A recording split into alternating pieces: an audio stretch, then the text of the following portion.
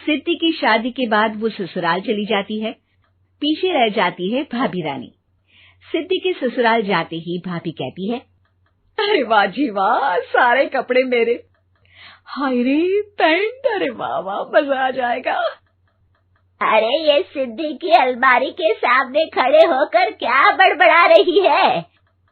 जाकर देख मेहमानों को विदाई की मिठाई मिली कि नहीं। अब हाँ माँ जी, क्यों नहीं, लेकिन पहले कपड़े तो बदल लूं। अब रानी आ जाती है सिद्धि के उन कपड़ों में जो वो ससुराल जाने से पहले घर छोड़ जाती है। अरे रानी, कुछ दिन रुक जाती। अरे ये तो सिद्धि बिटिया को मैंने ही दिया था, बड़ा ही फबता था उस पर, तुझ पर तो कुछ खास नहीं लग रहा। अब वो ना मेरे सारे कपड़े गीले थे तो सोचा पहन लूं। वैसे भी सिद्धि को कौन सा भी पुराने आउटडेटेड कपड़ों को पहनना है। वैसे भी ये सूट तो मैंने तभी पहना था, वैसे खास है भी नहीं ये। हाँ ठीक है, लेकिन ना मेरी सिद्धि पर तो जमता था। सारे मेहमान चले जाते हैं और सिद्धि ससुराल से मायके पहली बार आती है। अपना घर, अपना कमरा, अपनी अलमारी। ये बोलकर जैसे ही सिद्धि अलमारी खोलती है तो सामने उसके कपड़ों की जगह कुछ और ही रखा होता है। माँ, जरा कमरे में तो आना। सास और रानी वहां पहुंच जाते हैं। रानी ने पहनी होती है सिद्धि की जींस और टी शर्ट। अरे भाभी, ये क्या? ये तो मेरी बड़ी ही महंगी टी शर्ट है, इसे आपने घर में क्यों पहनी है? अरे बहुत मिलती है दीदी ये चौक की मार्केट में, 150 में। ओ भाभी प्लीज, ये एरोपोस्टल है, 2000 की एक टी शर्ट। ओहो, 2000 में तो दीदी 4 साड़ी आ जाए। अब क्या बोलूं? भाभी, ये मेरी अलमारी में छोटू के कपड़े, तो मेरे कपड़े कहाँ हैं? मेरी अलमारी में? अब दीदी आपको कौन से पुराने कपड़े पहनने थे? माना भाभी, लेकिन मैं जब घर आती तो यही सब पहनती ना। अरे तुम तो बड़ी कंजूस हो दीदी। खैर, वक्त आता है जब सिद्धि ससुराल के लिए रवाना हो रही होती है।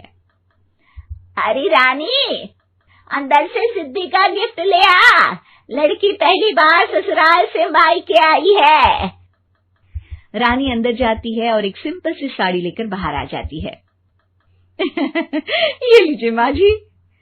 सास बेटी को गिफ्ट देकर ससुराल भेजती है। अगले दिन रानी एक सुंदर सी साड़ी पहनकर सामने आती है। अरे रानी, ये तो वो साड़ी है जो मैंने सिद्धि को देने के लिए दी थी जब वो ससुराल ले जाती, लेकिन ये तूने कैसे पहन ली?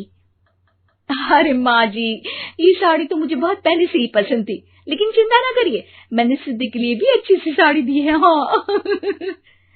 तभी सिद्धि का फोन आता है। क्या माँ, कुछ अच्छा तो दिया होता ससुराल ले जाने के लिए। अरे पहले दिखा दिया होता। ये चमकते हुए पैकेट में नौकरानी वाली साड़ी मत दिया करो माँ। अरे बेटे, वो तेरी भाभी ने ना गलती से उससे पैकेट बदल गया। हाँ, मैं कल ही तेरे भाई के हाथ से तेरा वाला पैकेट भेज दूंगी। अरे रहने दो माँ, आई एम श्योर भाभी ने अभी वही साड़ी पहनी होगी जो तुमने मेरे लिए रखी थी। तुम तो समझ नहीं पाई उनको। खैर छोड़ो, मैं ज्यादा बोलती अच्छी नहीं लगती, रहने दो, आपको उन्हीं के साथ रहना है, फिर बात करेंगे।